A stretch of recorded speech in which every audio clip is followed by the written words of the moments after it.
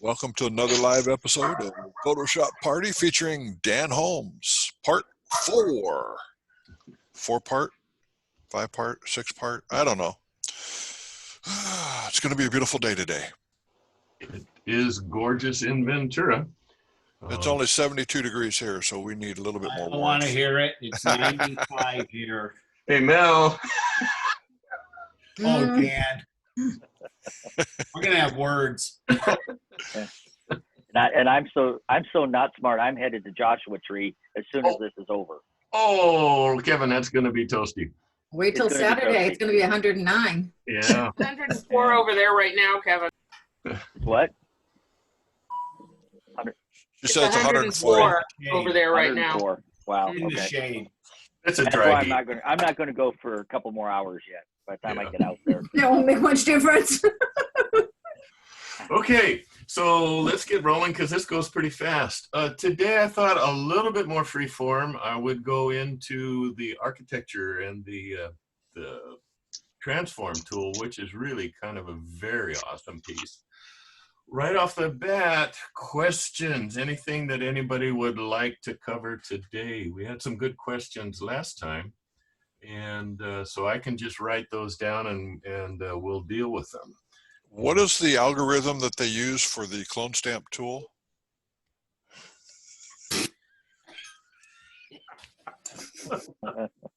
I think that's a trick question.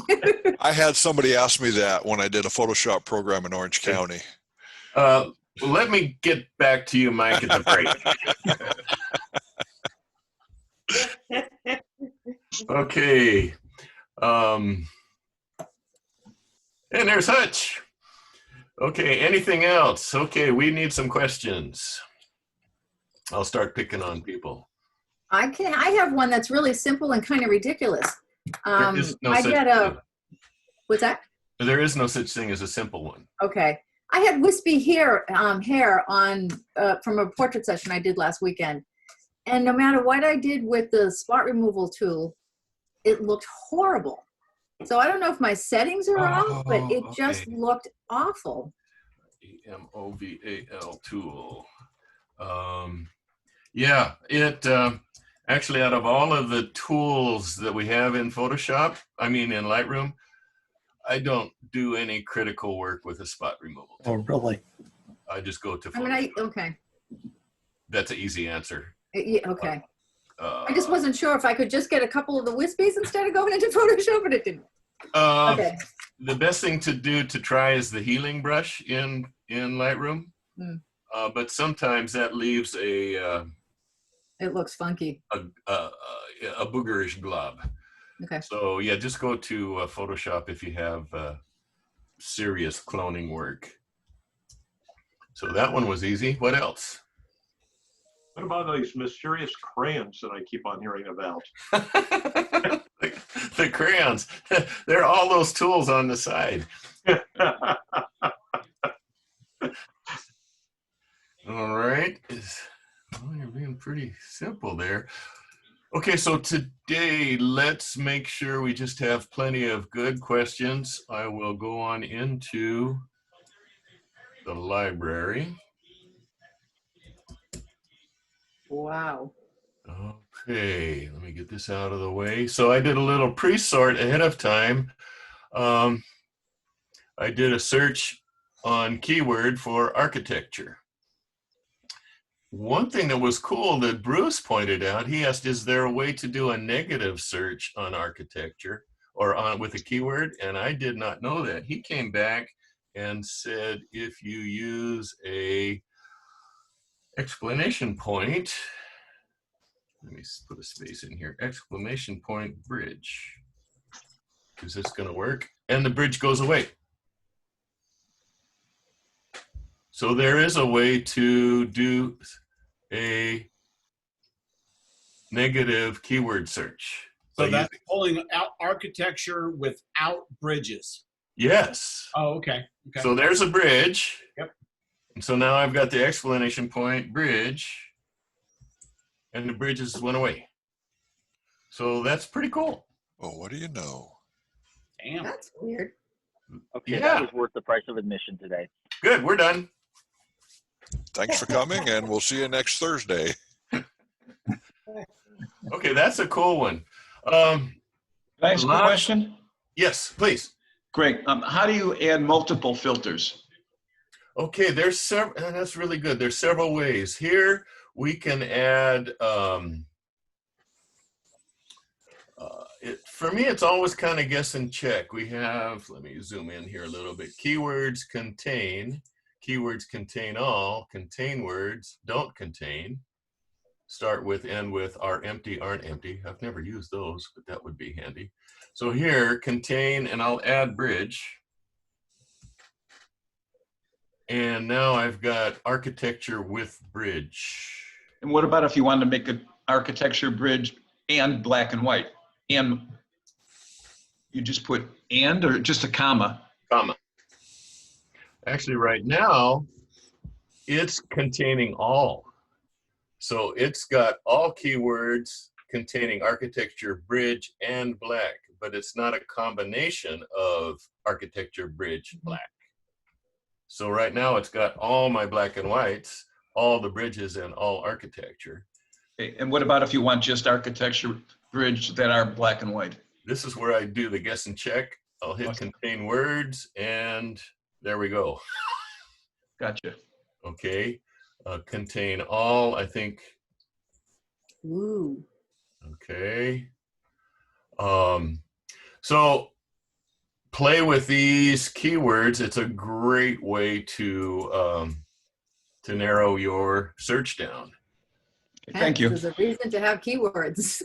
Keywords are amazing. Keywords Amazing. are just awesome. Let me get rid of this here. Okay. And then up here, again, we've got all of these metadata searches. Right. And thanks to Larry, you can add additional columns here. So I will go in, and in this case, I want to look at just DNGs. So I'll go to File Type, and there's my DNGs of architecture. There's the JPEGs of architecture. I've got one PSD, 61 TIFFs. Okay, so this stuff is awesome. You can come in here and you can also go by location, city, state. I do aspect ratio fairly often. So if I'm working on a calendar and I want all horizontal. Oh, yeah. Boom, there they are. It makes my search much, much easier. Oh, I got one square. Portraits. All your cameras, lenses, lots of good stuff to search by here. Okay. Okay, does everybody remember the one thing you're really supposed to do when you're working in Lightroom? Save the metadata. Save metadata to file. Who said that? Postcard from Mel. That's right. That's right. Now, I did turn mine on to where it saved the metadata automatically. Mm-hmm. The I did sidecar. click this, and things slowed down a bit because I have so much stuff. So I turned it off again. All right, let me shrink that back down. So for today, I thought we would, I picked out about 3. All right, be about 2 o'clock. Okay, I'm gonna say give me my 3 stars, 4 star, 3 stars, and yeah. Okay, so we'll take this guy into develop, and I'm going to create a virtual copy. There we are. And I'm going to hit reset.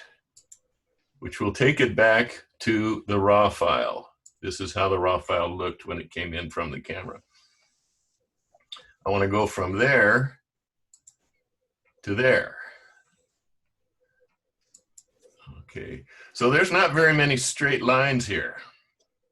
And there's a bunch of extra stuff. And if Michael is ever judging you with an architectural shot, you better have your lines straight. So what I'll do first is I'm going to hit my preset, Dan's defaults, Adobe standard. This is the one I like quite a bit. Click my preset. We're already quite a ways on to my color, but my lines are crooked. Okay. Come here to lens correction is one thing that you can do. The first thing is I always have in my preset remove chromatic, let me make a little bigger, remove chromatic aberration. And Mike, I'm sure there's an algorithm there that can be explained, but I ain't gonna go there. Here we're gonna click enable profile corrections. And this was, okay, this was taken with my Tamron cheap lens, 28-300. It remembers that from the camera metadata. And if you'll see, it straightens it out some already. This line right here is a little bit straighter. So this took care of some of the barrel distortion from the camera. Mm-hmm. Actually, it made that line pretty straight. But we're still not straight enough for Michael. I can hit R and I can turn it a bit. We're straighter, but still not quite straight enough. So let's come over here to this really cool tool, which is about 4 versions ago. Correct me if I'm wrong. This thing is awesome. Click here. Now I want to make my lines, all of them, perpendicular. So I'm going to come up here and I'm going to draw down. There. Nothing happened. Now I take another line and draw down here. And guess what? We're straighter. Take another line up here. And we're getting completely straight, and another You line did that with the here. upright tool? And boom. This is, yes, the upright tool. And Nice. we are straight. Damn. Now I can crop into, and remember we can, okay, look at that. That's pretty straight. And down. Dan, pardon me, but you've got 2 cursors on the screen. 2 cursors? One's I've got- wandering around up near the menu, and now it's wandering towards the picture. It doesn't seem to be the same cursor you're using to draw your lines. Is it your cursor? No. I'm showing a hand right now. Yeah, that's all I see. I'm not That's seeing all I anything see. else either. Okay. Oh, I see. It's a little cursor smaller than mine. Huh. Different type. I don't see it. It's the phantom cursor. It's about a ½ inch off the menu bar on the left. Is it moving? Yep. Periodically, yeah, it just jumped up, went higher. There isn't even a menu bar. Is your Well, full your screen? navigator. Not the bar at the top, the one on the left. Now it's on the picture. Is Okay, anybody else seeing it besides? That's No. probably my, might be my cursor. that has to be. That has to be Mike. My cursor's on the blue bird right now, top blue bird. It probably belongs to the person who's seeing it. That's what I thought too. Yeah.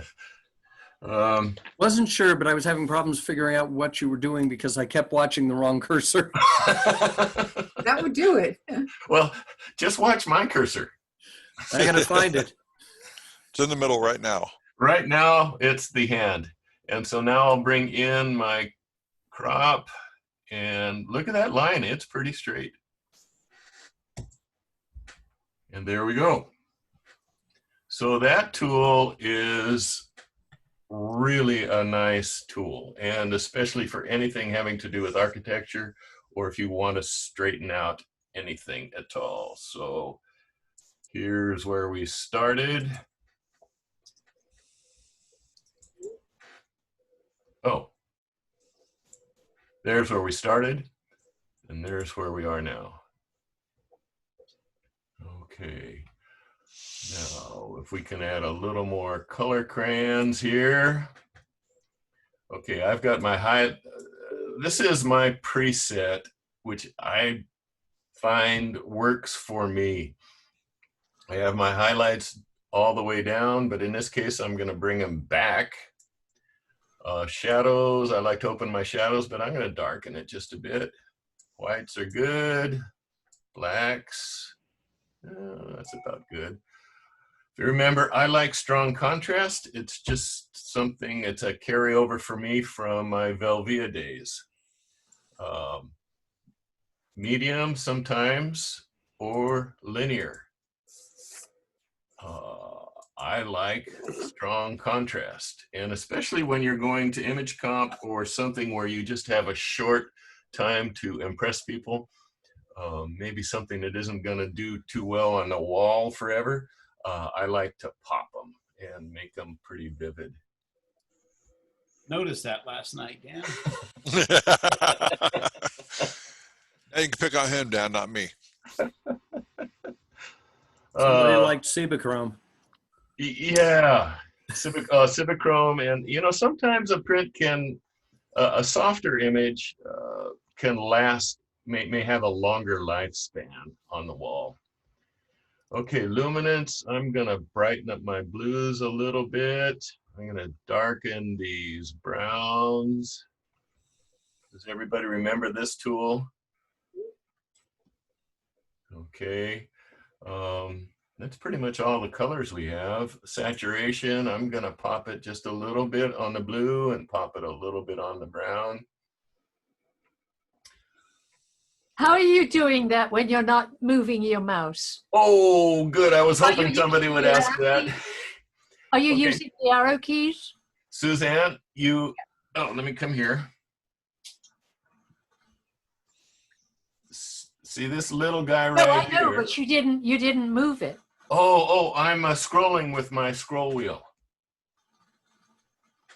So you scroll up or down with your scroll wheel to increase Oh, or the decrease scroll it. wheel. Okay. Yeah, so, you can also do it by dragging up or down. Yeah, dragging is what I know. Yeah, Okay. so I'm addicted to the scroll wheel. Yeah, great. Okay. Question, Dan. Yes. I use a so that doesn't work for me. Will you have your choice of the point where it says point curve, strong contrast, linear, Yes. or whatever? That's disappeared on my computer. You know how to get it back? This part right Yeah. here? Mm-hmm. What do you have selected when you're in there? I don't have anything selected. It just says tone curve. It has the adjust thing on the top. Then it has the, the curve thing. Mm-hmm. The curve doesn't say input, output, and it doesn't have the strong, the contrast. That little switch on the left on, right where Dan's cursor is, that needs to be on. See? When I click that, it grays everything out. Yeah. Let's see. You have it on the upside and it grays it? Well, on the downside, it shuts it off. But on the upside, it's not there. What version are you on, Eleanor? Are you current? I'm on the current, yeah. That one, I don't know. We might have to ask the Google on that one. That's weird. Because okay. I love this. I do too. I do very little contrast here. Mm-hmm. I do my contrast work here. And then yes, Mike. If you have one of the colors selected, red, green, or blue, no, that didn't go away. Or how about That went away. Okay, so parametric curve makes it go away. Click on the white one and it'll bring it back. Yeah. Oh, there it is. Got it? That was weird. Okay, I could not Okay. figure that out yesterday. Okay. Thank you. So here we go. And Eleanor, here's a case where I'm going the clone tool to get rid of these guys. Mm-hmm. It's I just do that work in Photoshop. Yeah. Okay. You know, it works great for dust spots. Mm-hmm. But that's about it. Yeah. Say there's a big dust goober here, you know, that it really works well for dust spots. It's pretty much all I use it for. Now I know another bird lady who does great work only in Lightroom, getting rid of all of the background. But I'd much rather go to Photoshop. It'd be about 6 hours to do that, though. Oh yeah. The beauty here is you can get sensor spots across multiple images here and synchronize, which is wonderful, especially if you've changed lenses at the beach. That'll do it. Okay.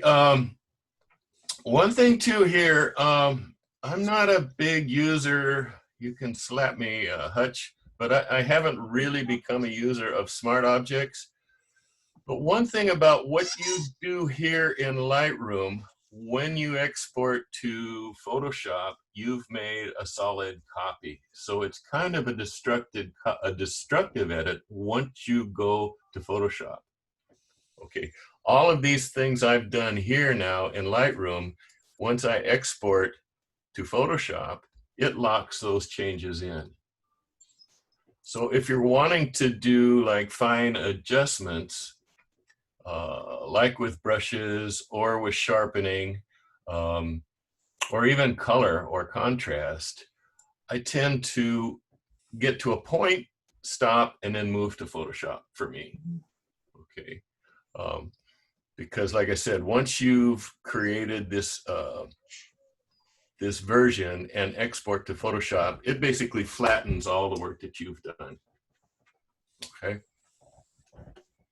So is there anything else I can do here? In this case, I might go ahead and sharpen it a little bit. And we've done the transform. I don't think I'm going to add any vignetting here. Everybody know that on all of the sliders, once you move it, if you double click, it goes back to 0, which is a nice trick. Okay. Calibration. These guys here, I don't use too much, but there's a way of increasing your overall saturation. Again, that's kind of nice. Let's add a little more red. Okay. So there we've gone again. Oh, look at all those steps that we've done. Nice thing about Lightroom is it maintains your whole history palette. Over here. Dan, Yes. when you did the export, when I do it, I have, if I do an export to Lightroom, it typically comes up with several options. One of which is to send it with the Lightroom changes, or the original file, or a copy. Yes. Great. Let's go here and take a look. Let's see. Yeah, okay, since this is a DNG, it's going to send it straight to Photoshop. Okay, so it is now working and opening Photoshop. Once you click on a TIFF or a JPEG, then you have those choices. Can you bring back a photo from Photoshop into Lightroom with layers? Yes. Okay, could you show us how to do that? I can do that. Thank you.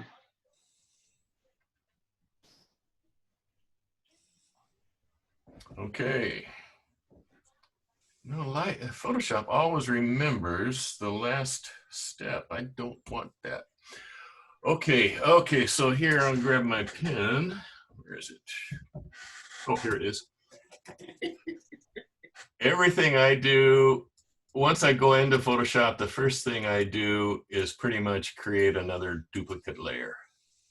Just a habit. Okay. I do that just by, there's multiple ways. I just right click, duplicate layer. Sometimes I name them Mike, sometimes I don't. But here, I'm gonna wanna clean this up just a bit. So I'm gonna go a little bigger. Hand, there's a couple of ways of doing that. And now I'm going to get rid of, oops, come back here. Image.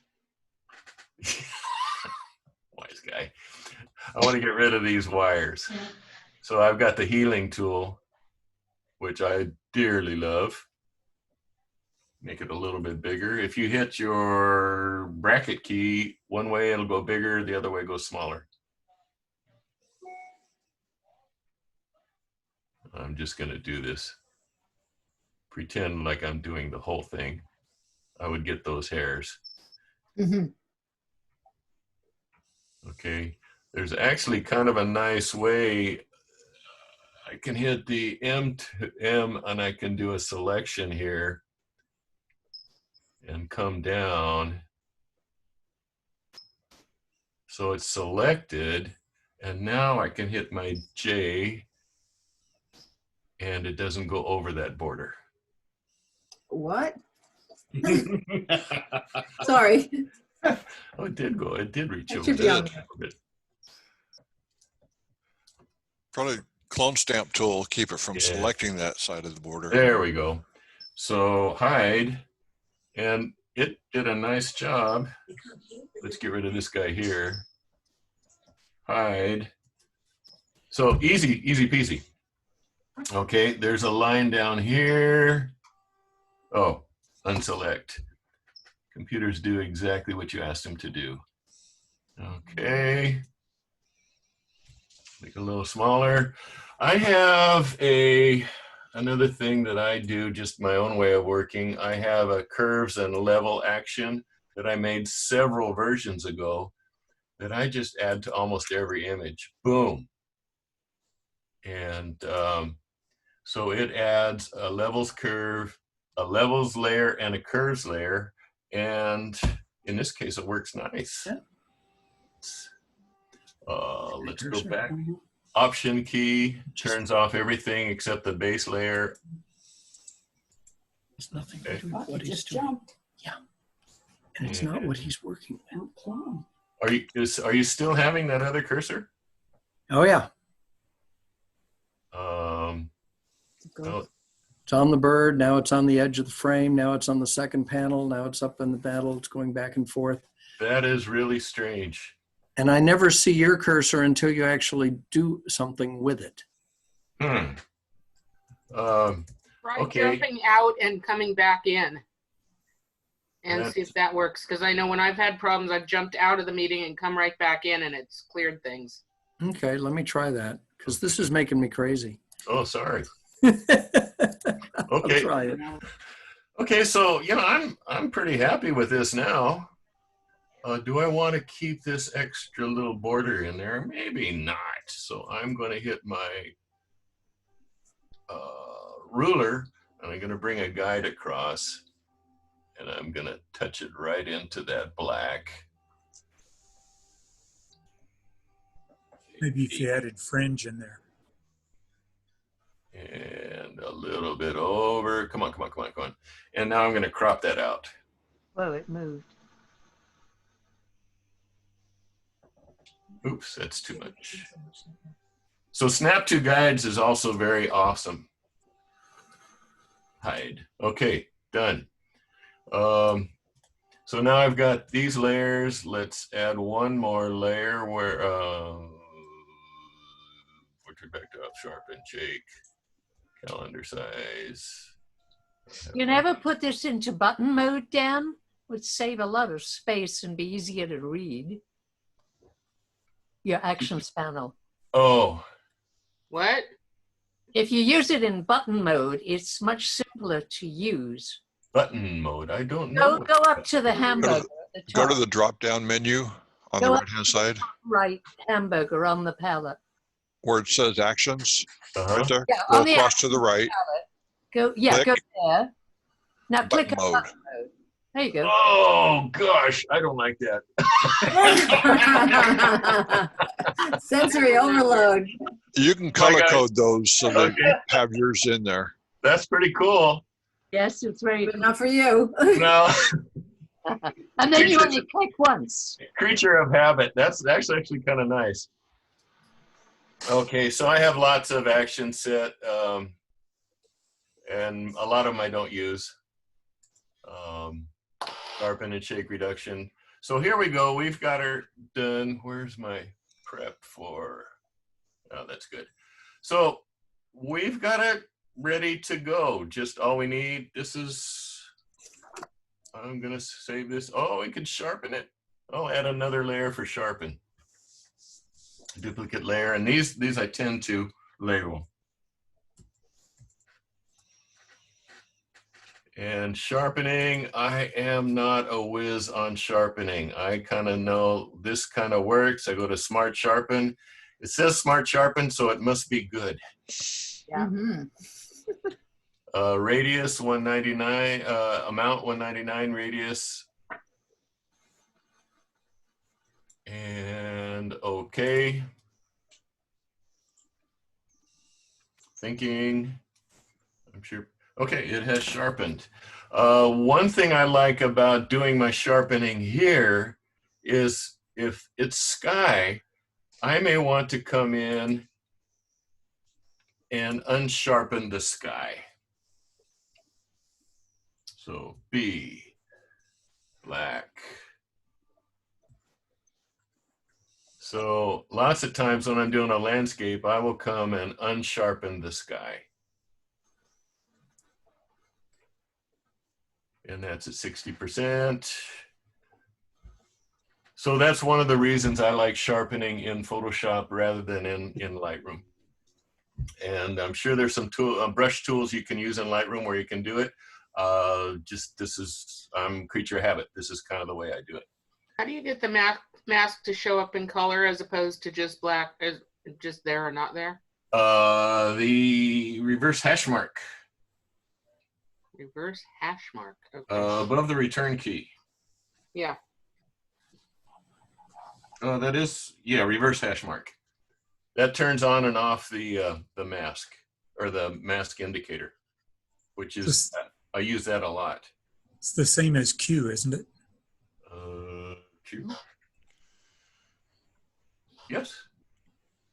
Oh, Q does something else. Use for selection for quick mask. Oh, yeah. Okay, cool. Right. Okay, and accept Q. D. When sharpening, I have an edge sharpening action that I've had for over 20 years now, I think. Nice. That just goes in and you end up selecting just edges. It does the action, of course, does it all automatically. And so then it never sharpens your skies. That would be unless very you've got cool. dust spots in them.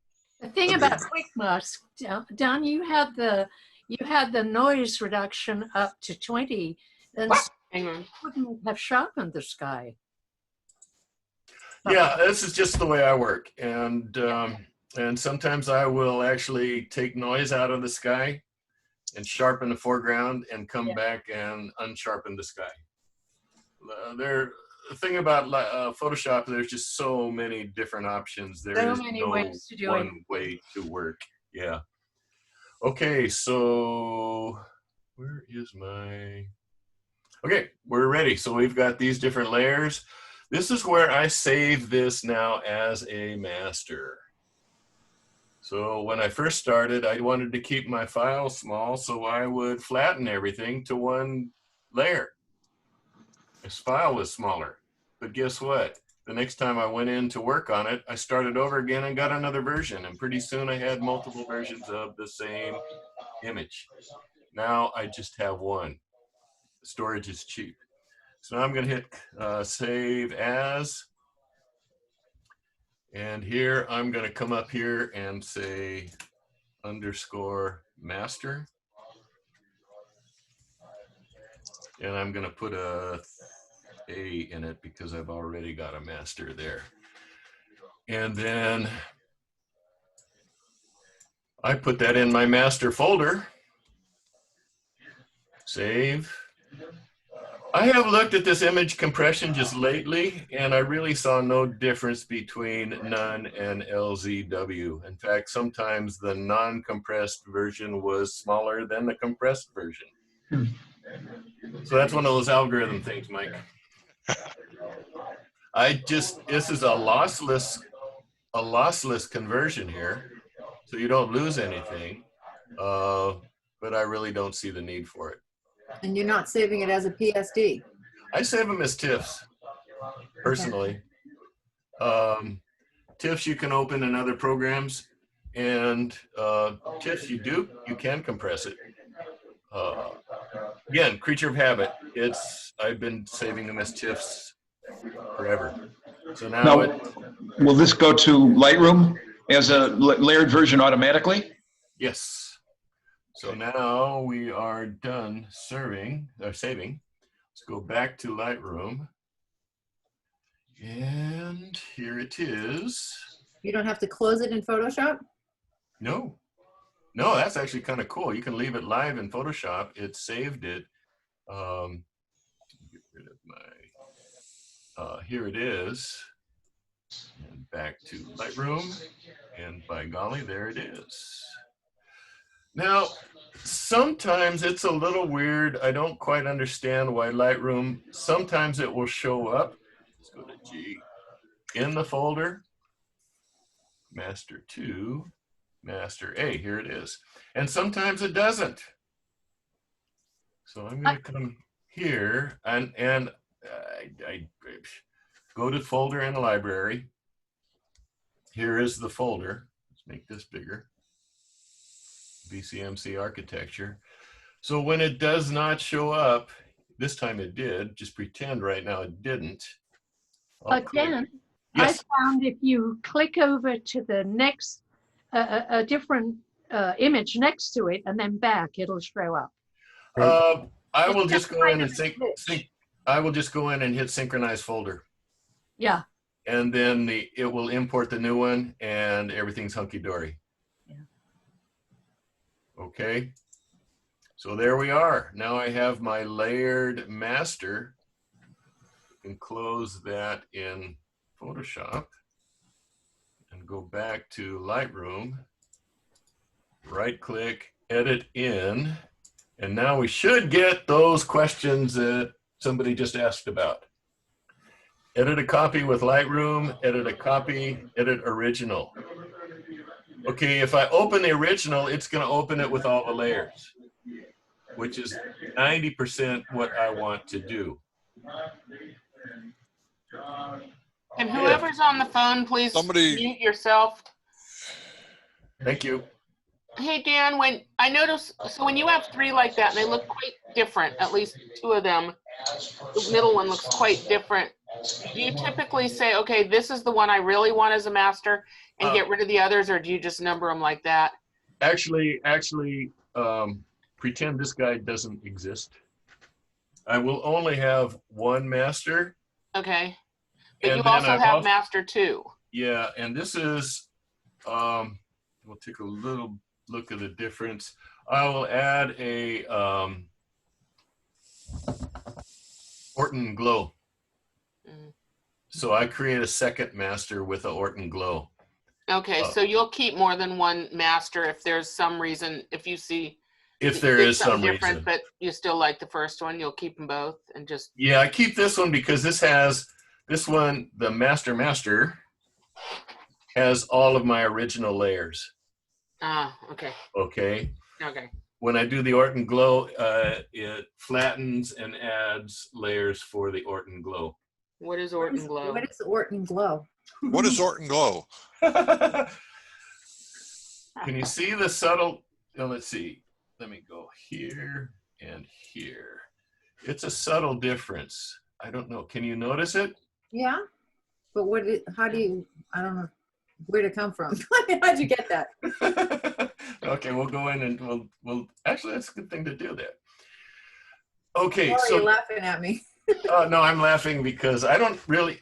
Almost everything I do in Photoshop, I understand why. Orton Glow, I just got a recipe off the internet. But it's actually a very nice additional step that you can do. So when I hit edit now, edit in Photoshop, I've got these choices: edit and a copy with Lightroom adjustments, edit a copy, or edit original. Editing original, like I said, that opens the version with all of the layers. Okay. If I come to here and I like this, but I want to create that, I'm just going to change it to black and white. And now if I open this, if I hit edit original, it does not take the Lightroom adjustments with it. It will open the original file with the original colors and original layers. If I click edit a copy with Lightroom adjustments, it will create a new flattened version with the adjustments that I just did on that master. So does that then make it smaller because it's flattened? No, it's because, let's see. It's because I made some additional changes to the master in Lightroom, which I normally don't do. Normally my master changes I do inside Photoshop. Okay. Okay. So I'm confused. How do you then edit with all your adjustments, but keep it in layers? You can't do that. You can't take your layers from your adjustments from Lightroom and fix them in Photoshop, right? You can't change an adjustment from Lightroom in Photoshop. Is that correct? Correct. Now there's a workaround. Let me go back. Okay, I can create, say I want to make a black and white layer. I can create a virtual copy, which I'm going to do a keystroke for. I can make that one a black and white layer. I can export that to Photoshop. I can export this to Photoshop and lay them on top of each other. Okay. Don't do that very often, but it is doable. Okay, so where is that? Okay, so now if we go back to Photoshop, I'm going to click Edit Original. Boom. And there are all my layers. Okay. So, Orton Glow. Let's take a look. Orton Glow is convert to mode, flatten image, duplicate layers, apply image. It's a Gaussian blur and a curves to darken. Okay, so let's go ahead and run Orton Glow. And you watch the layers have changed. And where's my, and here I can toggle it on and off. And you see how it adds kind of a softness and kind of a glow. It's pretty cool. Huh. Now there are many times, especially on a landscape, that I run this action and I go, oh, that's way too much. You know, it makes it fairyland. So I'll just come here, select both layers and draw the opacity down. And sometimes I'm down around 20% or so. Okay. Oh, okay, there we go. That's a little extreme. A bit. Okay, I think, but it's kind of a nice, it's kind of, you're taking all that wonderful sharpening that you've done and you're blurring it. Works really nice with forest scenes and water. There's a few guys from Scandinavia and Gary, I can't think of his name, from Oregon, does some Orton glowing on all of his forest scenes, and it just gives it this kind of nice, soft fairyland look. Okay. Okay, so you can find Orton glow recipes on the web. Just Google Orton glow. And I went through and followed one and just made myself an action. Can you send an action to somebody? Didn't Ansel refer to those as the pictorialists about 100 years ago? Yeah. Pretty You much actually can. doing the same thing.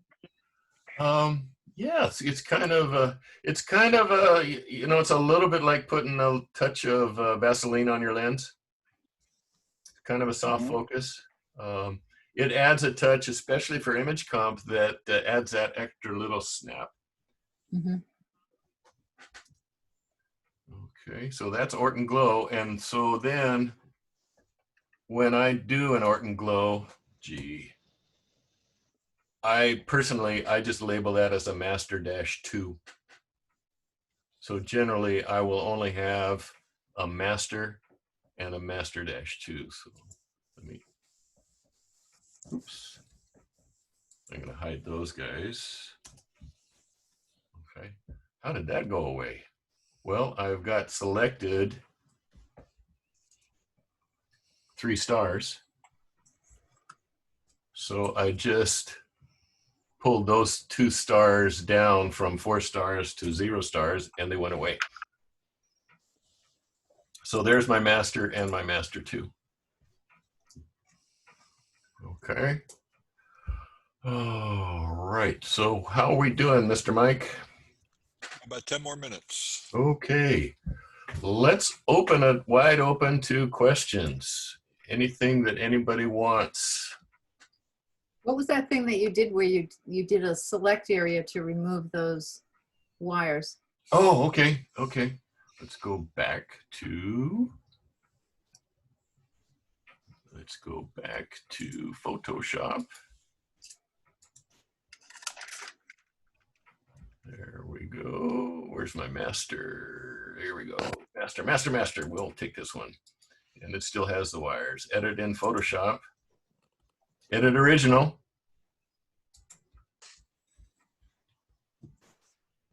It's thinking, okay. So easiest way, and I've done this quite often, sometimes even with, once you have a border on it for image comp, you go, oh, crud, I've got a goober there on the edge. And if you try and heal it or clone it, it's really hard to get a clean edge. So I will hit M or the, drag this over, the selection tool, and just drag it. Okay. So now this gives me a clean line. It's not going to sample from the border. It's only going to sample from inside. Make it a little bigger. And I hit J, make it smaller. What layer am I on? The wrong one. Actually, I'm on my background copy. Oh, you are on the right one. Yes, and those are levels and curves. And then I can just kind of come up here and I don't have to be super careful. Boom. Oh, and if you hit Command H, it will hide your lines. And so you're going to see a little bit more. This is going to take cloning.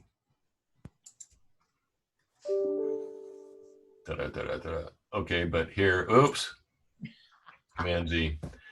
And then there's the lines. Okay. So that's a handy tool. I use that quite a bit. Now, can you do the quick selection tool around the subject and then erase what's on the outside of the subject, like wispy hairs? Yes. Yes. Yes. Let's see here. Magic Wand tool, quick selection. I like quick selection tool. And okay, I want to do the outside, so I hit Command Shift I,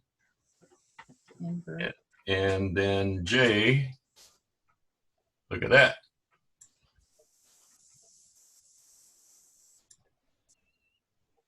Oops, I lied.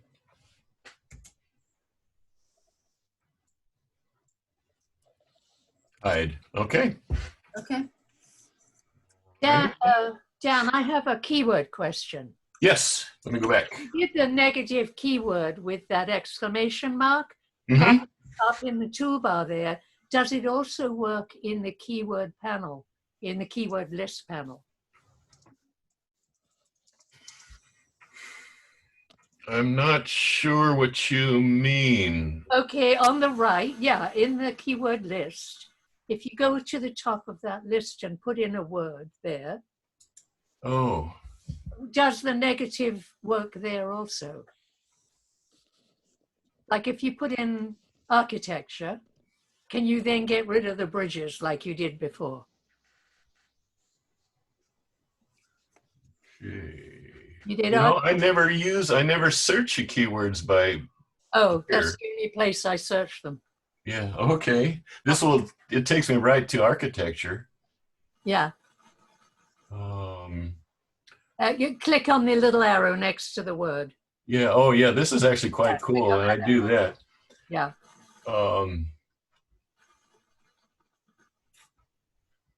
Yeah, it's a good way of doing it. I use this to clean up, but like I said, I generally come up here and use the.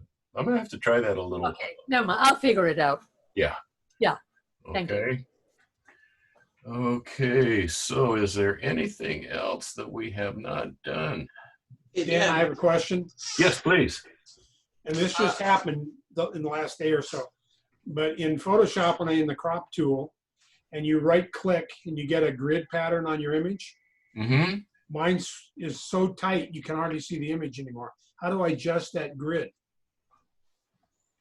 Oh, let's see. When you hit crop tool, this. And you right click, you get a grid that covers the whole image.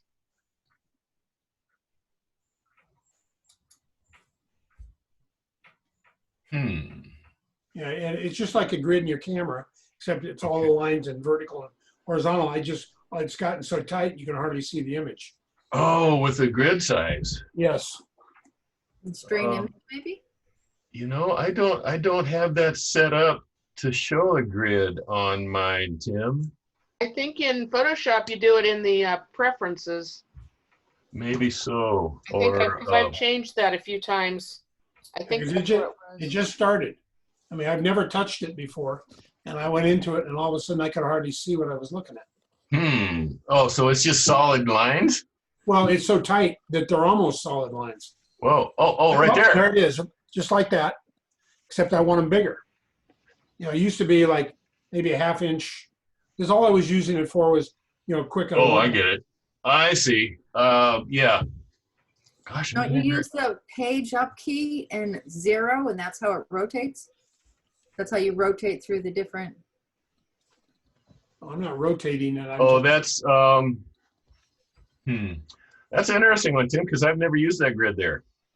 Yeah, that's because I think when I uploaded the last version, the most recent version, that's when that started. I'm sure there's probably in next to the straighten, or there's probably a right next to the straighten where the crop tool is at the top. There's a little grid. You should be able to click on that. Oh, right there. Rule of third. Oh, look at that. Oh, okay. Oh, damn. That's pretty cool. Yes, unless you ask, you don't know. How do you nice, Mike. How do you change the direction of the golden spiral? There we go. What if it's down on the bottom? How do you get it to go back up to the top? Do you know? Just curious, because I can't get mine's down the bottom. Oh, your spiral. Yeah. I have no idea. BTSOM. What's that? BTSOM. Beats the snot out of me. Okay. Cycle orientation, maybe. Oh, look at this. Because I use it in Lightroom, and it makes total sense that it's here in Photoshop. But if you go click on that menu one more time, down at the bottom, it has cycle orientation. Yes. And that might be it. Oh, there we go. It's magical. There we go. Okay. And if we hit O, we cycle through the different. Awesome. Cool. All right. Thank you. Okay, back to Lightroom. One more question, Dan. Yes, Yogi. In transform, yes, when you correct your perspective, horizontal and vertical, is there a way that Lightroom fills up the content aware? Yes. Yes. Great, Yogi. So we'll hear. This one's going to be pretty abrupt because there's a lot of change. And here. And look at it's cropping itself out. It won't content aware, but it will constrain the crop. But you will not fill in the blanks, right? No, for that you would have to do that in Photoshop. Okay, thank you. That's pretty impressive. Yeah, from there to there. We can even get it straighter. Yeah, one more horizontal. Yeah, let's try here. Boom! Holy crap. Bang. I love that. You know, because I do some art pictures, some art photos, and this way I don't have to completely worry about being straight on when I photograph the framed art. I can just straighten it out here. Although it's better to get in camera.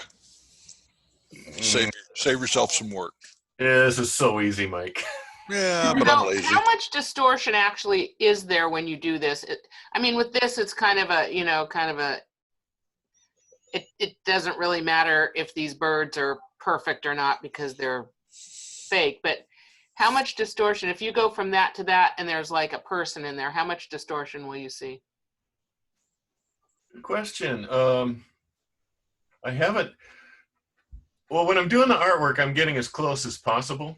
Yeah. To square, and it makes a big difference because then it's just minor adjustments.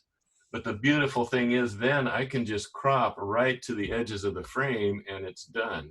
So I see no distortion there. Okay. Something like this, if there was a person in there, it'd probably distort them some.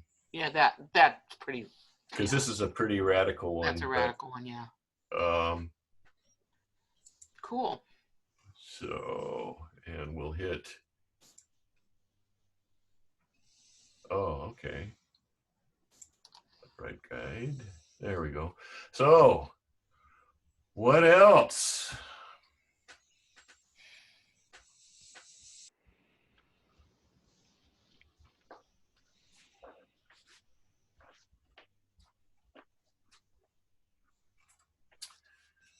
So we've gone, in the 4 sessions, we've gone a couple of complete circles. We've gone through the folders. We've gone through these parts up here, which I don't really use, folders, catalog, and navigator. Good tools, but personally, I don't find much of a need for them. Across the top, we've gone through renaming, we've gone through develop, we've gone through keywords. And let me close the list. Keyword sets are awesome. This works out really nicely if I want to do salmon fishing.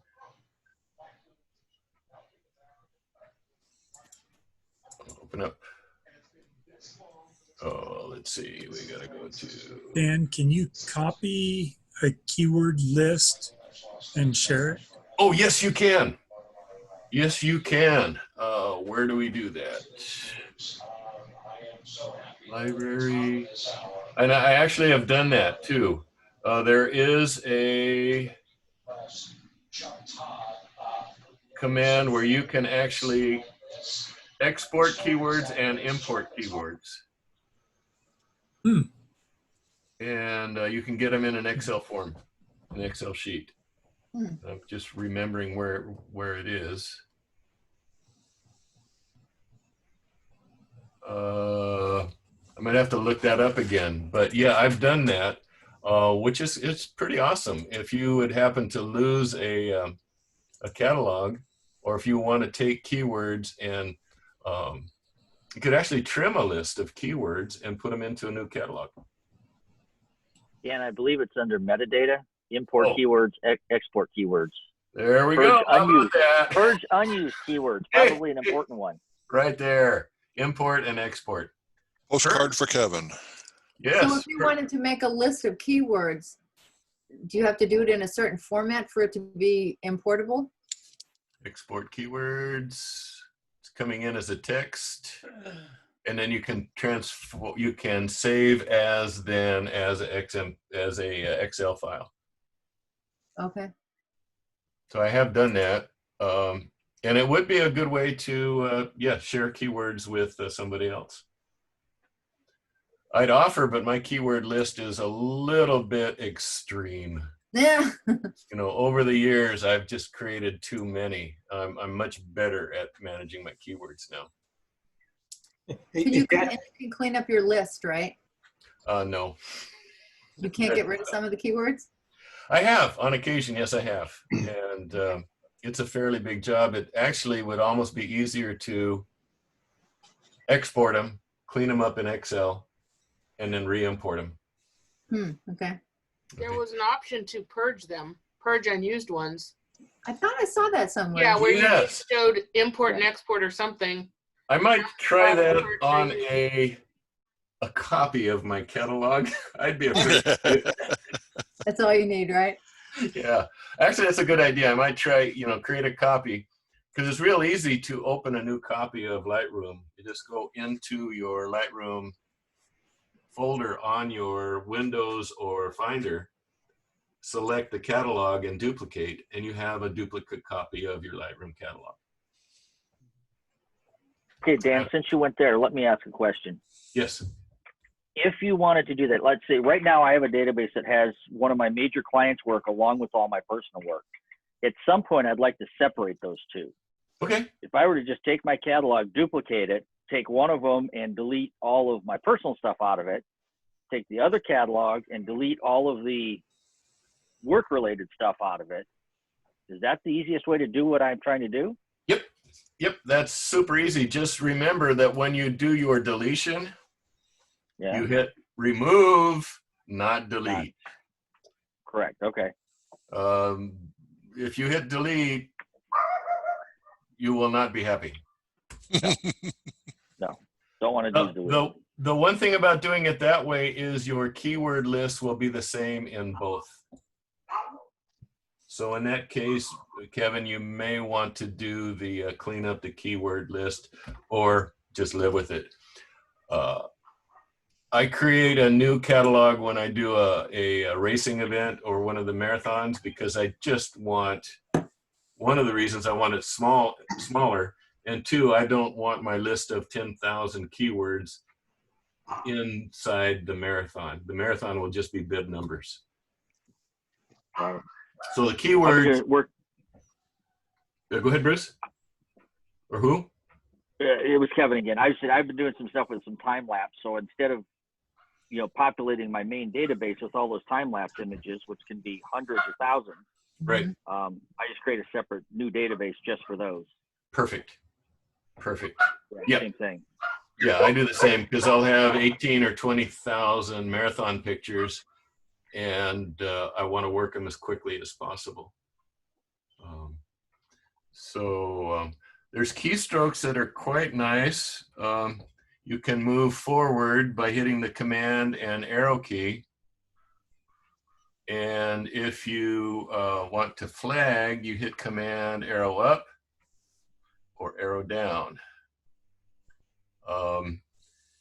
And if you're adding keywords, I can arrow ahead, type a keyword, arrow ahead. You see the keyword entry is highlighted. I can arrow ahead, type in a keyword, arrow ahead, type in a keyword, arrow ahead, type in a keyword. So if you have lots of keywording to do, there's keystrokes that really help. Hey, Dan, a question. Yeah, Gary. save your keywords, or will it automatically save them when you assign a keyword to a photo? Oh, okay. Awesome. So we covered that a bit. All of this information is metadata. And working in Lightroom, the metadata only exists in Lightroom until you actually save it into the file. So in this case here, there's an arrow. And that arrow means that metadata has been changed and file needs to be updated. Okay, so I want that information that I just created to go into the file so it will remain in the file, not just in Lightroom. So I just hit Command Save, and it saves that keyword change into the file. Unless you have that box checked, then it does it automatically. Right, and it was kind of nice having it checked, so I didn't have to worry about it, but it did slow me down. It slowed my work down.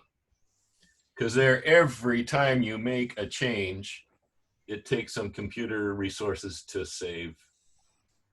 So if you do one little saturation change on the slider, it automatically saves that. So that's kind of the way I work. What else? I think we're running out of time, Dan. All right.